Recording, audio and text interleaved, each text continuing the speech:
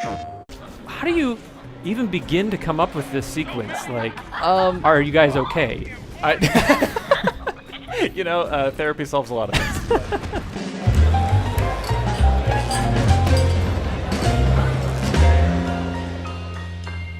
Hi everyone, and welcome back to another episode of PlayStation Underground. You got Tim Turry here, and I am joined by Danny Homan and Sam Winkler from Gearbox. Hi there. Hello, hello. Hello, co-lead writers on Borderlands 3. We're here playing on a PS4 Pro. Guys, thanks for joining me. Our pleasure. Absolutely. Yeah, so where are we? This lush, verdant jungle with an air of mystery. We're on the jungle moon of EDEN-6. Okay.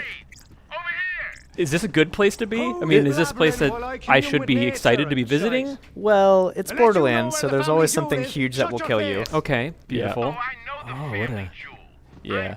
Right now we're hearing from someone who crashed in the deep in the jungle. We're far away from where humans have settled. Okay. So, we're encountering some saurians, these very angry lizards. Yeah, they not jazzed that I'm here. No. And so I have some new skills here that I'm trying out. I'm playing Zane, which, you know, he seems like he's got a bit of backstory to him, a little bit of history, and as you know, the co-lead writers. What's going on with Zane? What type of vault hunter is he?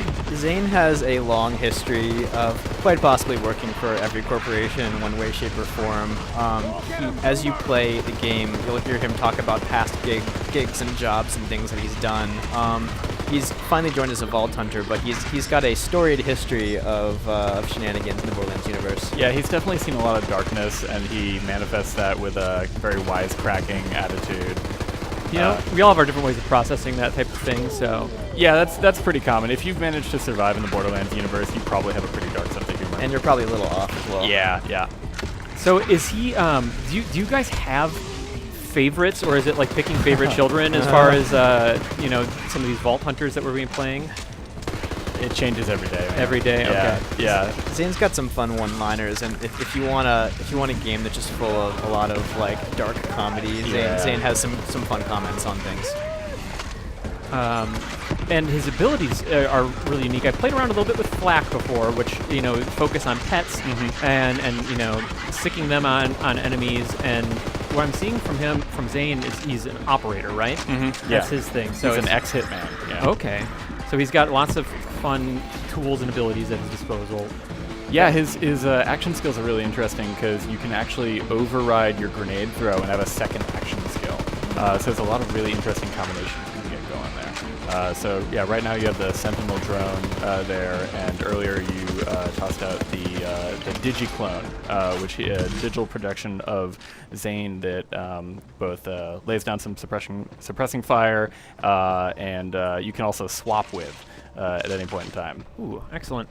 You know, one thing I've noticed, like, just as I'm playing around with a couple of these new weapons, is that there's this real satisfying feedback in combat. Like, I love the previous Borderlands games, but, you know, your main feedback was sort of numbers popping out, whether I got, you know, an elemental advantage against an enemy, but now I'm seeing, like, enemies fall over, they go flying from shotgun blasts, like,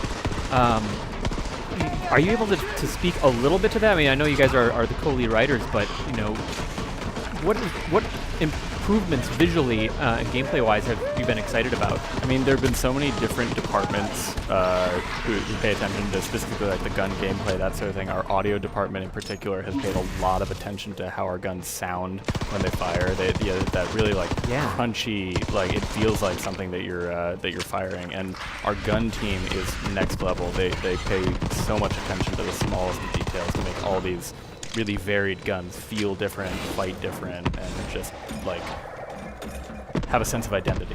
I appreciate all the work that went into the melee as well, because like for me, like I always have enemies just like right up in my grill, and like just it's so satisfying to just like stiff arm somebody who's coming at you. Boop. And so that's speaking of stiff arming people, we are ultimately after the children of Eden and the Calypso twins, right? Yeah, is that right? twins. Okay, gotcha. Children of the Vault. Yes, thank you. So what can you tell me about the overarching story and sort of, what's happening in Borderlands 3? So as a vault hunter, you're kind of a badass adventurer, and you're searching for vaults, which are these ancient alien treasure troves left around behind by the Iridians. But of course, they contain great power, and so you're not the only one looking for them. Enter the Calypso twins.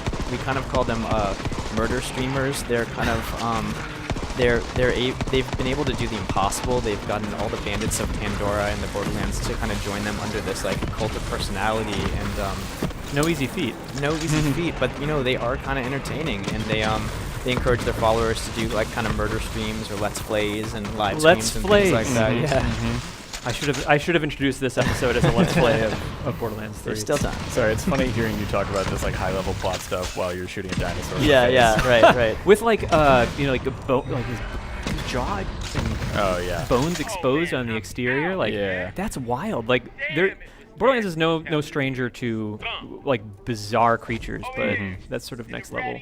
Locate the family jewel. Okay. So yeah, you got a friend now who dropped behind you when you killed thank you. that T-Rex. This is a friend named Balex. Oh, adorable. Yeah. What more could I need? And we don't know yet who we're talking with right now, who we're on our way to potentially save. Well, this is where we introduce him Okay. properly. Got Yeah. it. This youngster named Wainwright says there's a piece of a vault key on board. Yeah, that's a little bit of backstory.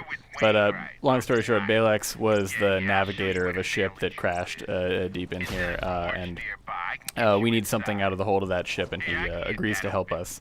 Okay. Because he can't really do much from his ugly pink plushie there. Yeah, it seems like that'd be a really limiting form to inhabit there. Yeah. Okay, so Balex. All right, that was not what I was expecting to encounter. Of course. And then I guess to sort of frame it for folks that That's the family jewel. are checking out Borderlands hell 3 for the happened? first time, like how far into the game roughly would you say this is? So I mean, right now your character level is about 22, which you would expect to be in by this good point. old-fashioned mutiny, eh? This is, I think, we classify it as Act 2 of the game. Okay. It's but it's an entirely different planet and everything like that. We've already had a lot of adventures on other planets. Okay. And you mentioned a little bit about like the overarching story and just sort of what we're up to and taking on the Calypso twins. What is there like a subtext that you're trying to get across to with this story? Like, what is the story really about? Like, because it's interesting, maybe a commentary on like streaming culture or just sort of the audiences that build up around streamers and stuff. I'm just sort of curious about what you guys might be trying to convey a little bit. Sure. Well, in previous Borderlands, the villains were often corporations, right? They've kind of replaced the governments in the Borderlands, and they're arms manufacturers, and so they've been looking for the vaults because they hold ancient alien technology that they want to use. In this game, you're fighting against basically 2 murder streamers and their bandit followers, and they've managed to do kind of the impossible. Like previously on Pandora. The bandits were kind of left over by the corporations. They kind of were the lowest of the low. They were, kind of terrible and savage. But the Calypsos have kind of uplifted them and given them like an actual purpose. And that purpose is wrapped in their religion. And the goal of it is to find the vaults. Ah, okay, gotcha. Yeah, I wouldn't say that there's any specific goal of our commentary on streaming culture. Really, what it came down to was we wanted these villains to feel relevant and new and fresh in this universe. It was also just, a fascinating thing with streamers because, streamers have huge amounts of followers, and they have this extreme amount of power, but it kind of goes both ways, right? Like, in order to get a lot of followers, you have to be incredibly entertaining, and you have to be producing content all of the time, so it's kind of like a two-way connection there. That's interesting. Yeah, and obviously, Borderlands series is known for some really unique and memorable villains, like with Handsome Jack, and, of course. And so what can you tell me about like sort of that legacy of creating new villains that really stick out from the universe, especially considering Handsome Jack's legacy and what have you. Sure. I mean, the Calypsos have this really interesting dynamic because they're brother and sister, right? So, like, if you have a sibling, there's this terrifying thing where your sibling knows almost everything about you, and so they know your strengths and your weaknesses. So when the Calypsos are working together, they are like a force to be reckoned with. But if there's friction between them, that kind of becomes entertaining in its own right. Okay, I like that. As the youngest of three, I could definitely relate to the pros and cons of all that. So, do you both have siblings? Can I ask, or do you? Oh yeah. Okay. I'm an only child, but my wife is a twin, and watching them kind of spar with each other has been very, very helpful from a writing perspective. It's been good research. Yeah. That's amazing. And I played the first Borderlands with my brother online, and we fought over loot, and we fought over what to do, and it was a great experience. That's awesome. I mean, I guess I hadn't really stopped to consider that. Like, these games, you know, the Borderlands series is like notoriously a cooperative experience. So, and whether it was in the past, you know, fighting over loot, which now, as a side note, don't have to worry about because you can choose to have instant loot. That's right. Which is key. But like, yeah, like so many of my favorite co-op experiences have also been defined by like the sort of friction that will emerge as well. So that's cool that it works its way a little bit into the narrative with Calypso twins.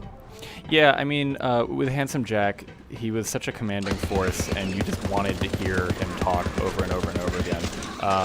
And trying to shoot for that same feeling of a single voice all throughout the same game, you know, that wasn't the direction we wanted to take it. And so having it be more of a conversation between these two characters really opened up a lot of new avenues for us. It's awesome. And I've been so, you know, your answers have been so awesome. I'm really fascinated by like the whole writing practice, but like what is also happening in this facility that I'm like working my way through? It is disgusting. So one of the reasons that this ship crashed, this is called the Family Jewel, is, as I said before, Balex was the navigation AI for the ship. And he and the combat AI were in a relationship. Okay. And it went south. Very south. And in this case, one of those things that kind of led to the death of that true love was he docked at a scummy port and didn't get checked, and so now they have Ratch. Okay. Yeah, Ratches, by the way, are a combination of a rat and a roach, and it's exactly as disgusting as you imagine. You notice right there, they can feed on each other and get health back. Oh yeah, no, it's horrifying.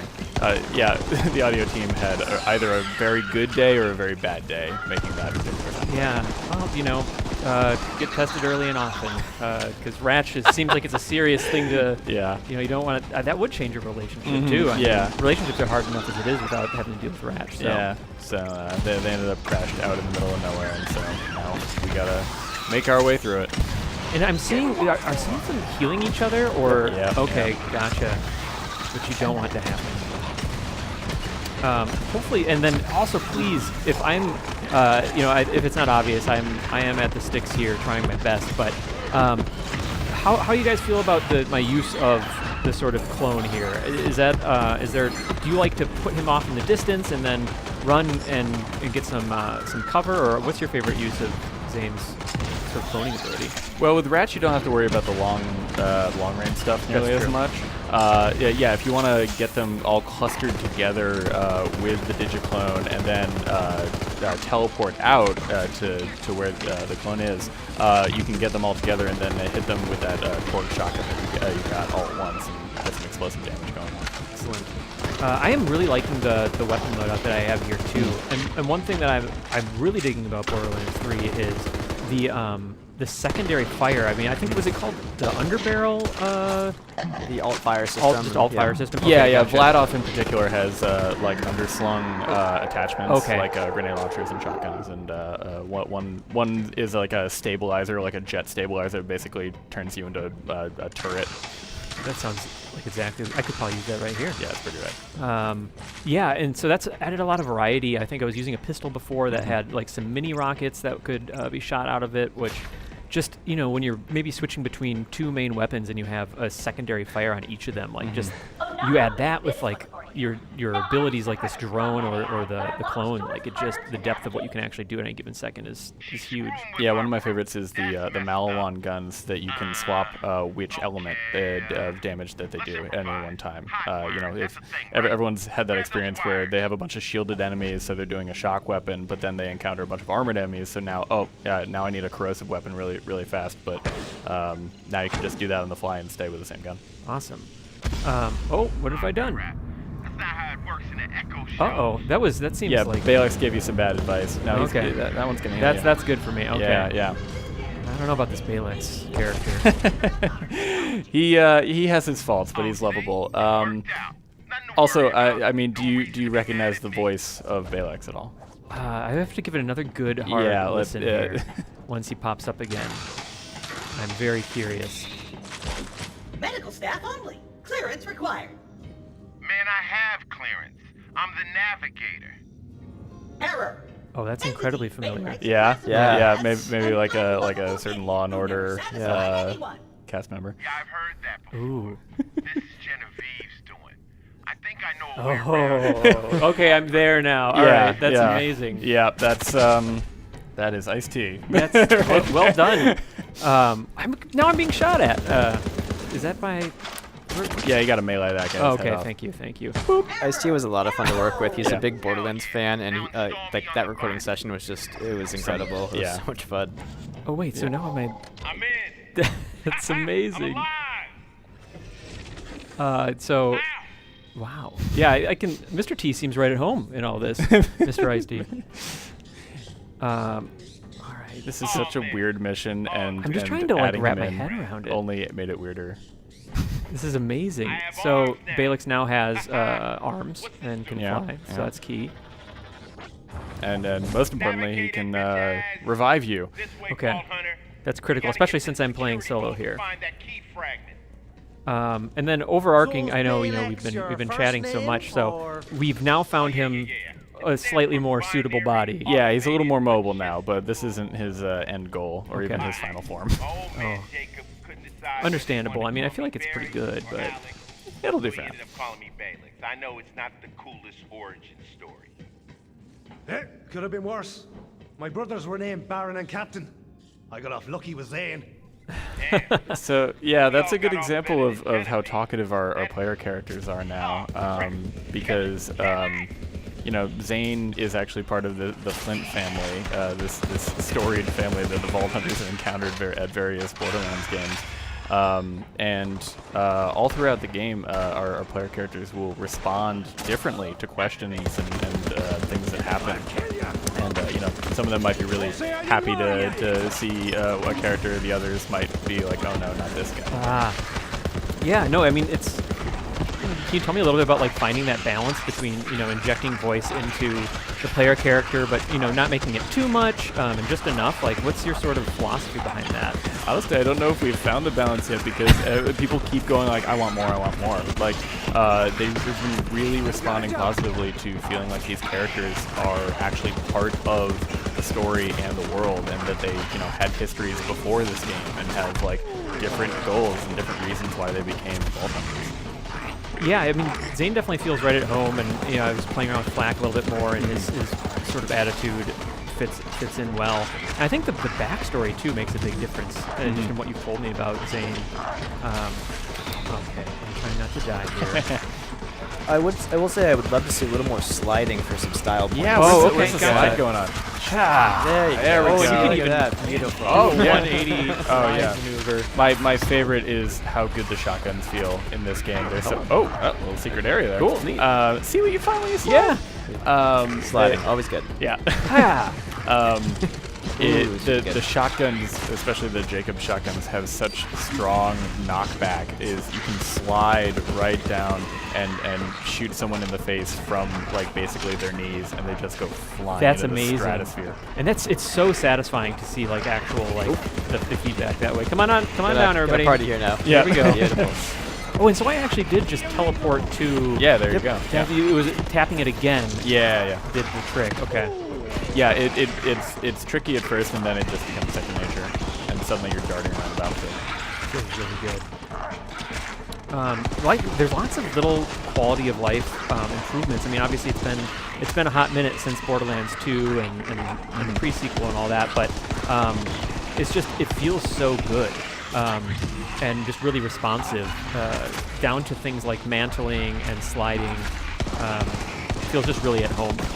Yeah, I mean, like I said, it's all different departments coming together to make the game feel as good as possible. You know, it's 2019. Is it like I think Borderlands 2 is one of the best shooters of 2012 and for a long time, but it still very much is a 2012 game. Right. When you go back to it, and it is amazing how natural it just feels to get back into the Borderlands. In Borderlands 3. Yeah, definitely. Oh man, we got a Yeah, lot of Jay, stuff in you here. created this like Dino pit kill box. here, Yeah. Yeah, I mean, I'm kind of into it. Yeah. Like, you guys come to me. Yeah. All right, let's see if I can get back up here. Gotta get that mantle. There it is. Ah. And then, you know, from a writing perspective, curious, like, if there's something that you both are most proud of as far as what you've worked on for Borderlands 3. I mean, I think Borderlands is just like it's kind of a dream franchise to work on because it's got this like this history that allows for so many different types of humor. Like there is very dark humor in this game. There is really silly humor in this game, and kind of everything in between. And the amount of characters, different types of characters that you can write for in this game is kind of unparalleled, and it's been so much fun just creating a bunch of new characters. Yeah, I would say definitely the player characters. Like you're saying, they're figuring out what the right balance was, and knowing that the players would have a lot more attachment to them just because you get more exposure to them. Yeah, I think, you know, speaking of that, just in the short time I've spent with Zane here, I think that he might be my starter. But I want to, that's the thing, is like I'll inevitably, you know, when I get my hands on the game after release, I'll probably have to like start each character, play them for 2 hours, and then I'll commit and be just sort of neurotic about it that way. Yeah, I think in addition to that, one of my favorite things about I guess it's connected to our writing process, but casting these characters, you know, we came up with this, you know, wild Irish hitman character, but if we didn't have the right actor, it just wouldn't have hit, and so we ended up actually, we cast an actor out of Ireland, Cian Barry, and he's spectacular. He's given so much life to the character, and my favorite parts are when there are jokes that we didn't write because the template was strong enough that Cian would be like, oh, you know, it'd be really funny if he said this, you know, that, and we just let him go in the studio. Yeah, imagine that must be like a really magical experience to be in the recording room and see that like character just effectively come to life, because you have one idea of what the character's going to be like when it's written on the page and you're brainstorming, and then you get an actor in there and it just sort of all comes to shape, and probably imagine changes a bit too from what your initial idea absolutely was. The Calypso twins are another great example of that, where the actors playing them have really good chemistry and like will just riff on each other all the time. They're a lot of fun. Yeah, and when you're laughing in the booth and kind of easy and letting people kind of just riff and like make the character their own, that's where you get really special things happening. Yeah. That's great. And so we are now encountering some security interference. Yeah, it seems like they're not happy to see you. No. And this gun, I think specifically, is it having a freezing effect? I think Yeah. I'm noticing? Okay. Yeah. He's got his shield back now. Oh man. Oh, that's gonna be. Yeah, you want to get some shock going. Let's see if I can get some distance so I can at least get my shield. Go back to your pit. That was good to you. Yeah, I'll just kite go- him to the pit. It's my safe spot. All right, there we go. Boom. Okay. There Man, we I was so go. close before he got a shield. Oh, you went melty. Yeah, now, that corrosive weapon will just melt right through there. Ooh, There that you feels go. good. Yeah, actually. beautiful. Okay, sorry, buddy. Rip. Not really sorry though. Excellent. So, as far as this section of the game, is there are we building towards a potential encounter here? Like is there a boss fight towards the end? Yeah, of this one? Okay. yeah. So the aforementioned combat AI that Balex had a bad breakup with, Genevieve. She has made a deal with Tyrene Calypso Okay. to deliver a vault key fragment to her. Okay. And so we need to get to it before she can make it out of this sort of rusted hole. Just a heads up, she's got a few tricks up her sleeve. Oh, Genevieve does. Lord. Genevieve does. Yeah. So just This be, next be room. ready. Be prepared. Okay, gotcha. I want to turn your audio up a little bit. Yeah, Just make yeah, sure that yeah. the full. The full effect. The full Yeah. effect. Oh boy. Yeah. Lord. Oh, hello. Oh boy. Man, that sounds really good actually. Like we're listening through. Oh, good lord. All right, one Yeah. second. Let me just pop this so maybe I can get some respite and charge up. Yeah. Wow. I found a good little spot There here we though. go. Yeah. Maybe. Oh, I get that corrosive back on. Yeah. Let's see how I'm doing on ammo here. Is it this bad boy here? Family jewel, huh?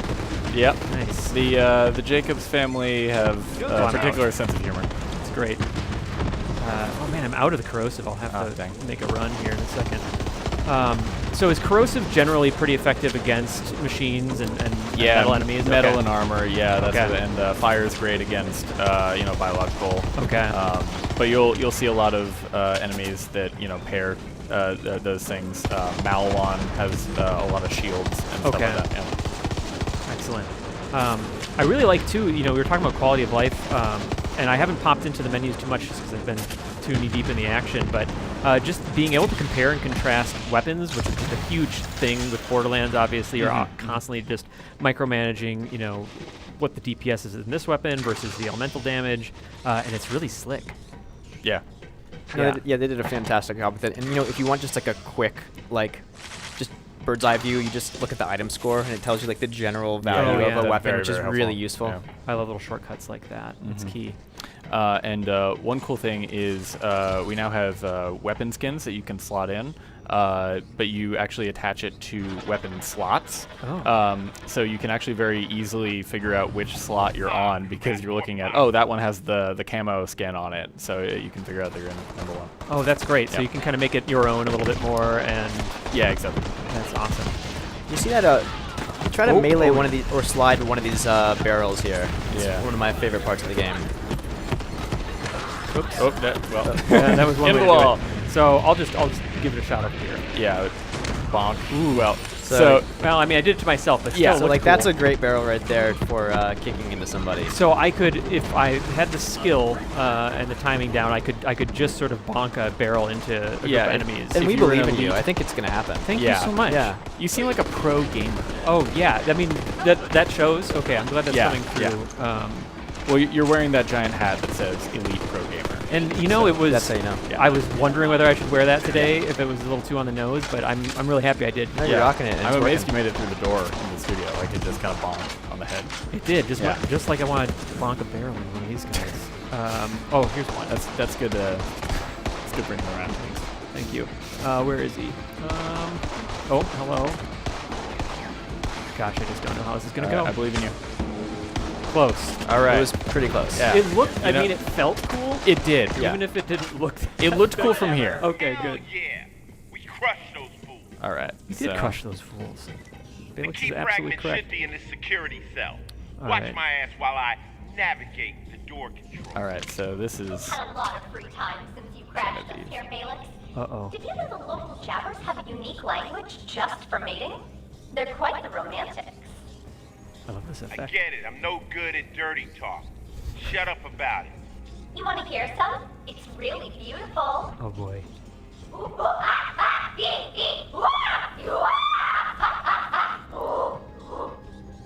Were you in the studio for that recording session Yes. too? Yes. Oh. Yes. Call the Excellent. morning jabbers back to it. I hate them things. So She's yeah. still going. Oh yeah. So she is now calling all these sex crazed jabbers. Oh, got it. To attack us. The script for this sequence was just a parenthetical that said mild jabber sex noises, medium jabber sex noises, Intense. Yeah, Okay. intense was yeah. Because I'm really sensing the intensity from these guys. too. Yeah. It's- Yeah, they want you. They're responding. How do you even begin to come up with this sequence? Like, are you guys okay? therapy solves a lot of things. But no, this is a good example of like, the humor doesn't just come from what we write on the page. Is the level designer for this, the mission designer for this, Drew Mobley. This was his brainchild, for better or for worse, and we we made it work with him. He had this idea of taking this Balex character through the ship and having various different challenges, and that's what we always sit down to try to figure out these moments of like how can we pay them off the best, and so he had a lot of funny ideas and we just kind of executed on them. Yeah, this is an incredibly colorful quest so far. Like I'm having a hard time thinking of anything I've played in the Borderlands series that had this vibe. This guy's he picked up the tire and tossed it. Oh yeah. It's not nice. Oh wow, we got a lot of company here. And are they actually trying to interrupt his hacking? They're just trying to kill us. Okay. Really. They're more interested in you than they are in him. Yeah. Thanks to Genevieve's Just Genevieve's lustful yeah. jabber sounds. Okay. Yeah. We got this bad boy. By the way, that was the question you asked us was almost word for word identical to what Ice-T asked us That's as true. he made it to this part of the script. Yeah, I can imagine his surprise. Yeah. But I mean, I can also see him being incredibly good at rolling with it. He was into it. Oh, He yeah. was. Yeah, quintessential professional. Okay. Sorry, Jabber. So how do the Jabbers fit into the ecosystem of the Ratch-infested, station here? Like, So EDEN-6 is a planet that's overrun with jabbers and also saurians, which are kind of like big dinosaurs. Yeah. It's kind of a land before time thing, Okay. but in classic Borderlands universe, like everything wants to kill you or eat you. In terms of like the gameplay ecosystem, they're very fast. They'll dart around. They can also grab onto trees and high points and sort of Throw stuff at you. sling unmentionable substances your way. good at hiding too. I'm trying to track down our last enemy here. Oh no. Oh no. If we. I wonder. Oh, here he is. There he is. Oh, he was just sneaking hiding. around, yeah, yeah. Stealthy little jabber. Okay. There we go. Boom. Oh, All right, and we have another we wave. got more. Come on, gentlemen. Well, you know how it is. Sometimes you wait a little bit and they can go again. Yeah, it's true. Yeah, of course.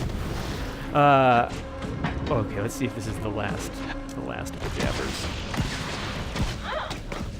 This looks like it's sort of launching timed grenades, maybe. Yeah, sticky grenades, and then they'll detonate when you reload. Oh, that's what's yeah. triggering it. Okay. There's a lot of guns like that just have really clever or just zany or fun kind of uses. I really like that. Oh, what's happening here? Things are getting hot. Yeah, no this- kidding. or It's electric, actually Oh, we got rather. a electric jabber here. it's getting increasingly intense. They're charged up. Yeah, I can feel the electricity in the Yeah. air. Yeah. It's electric. Yeah.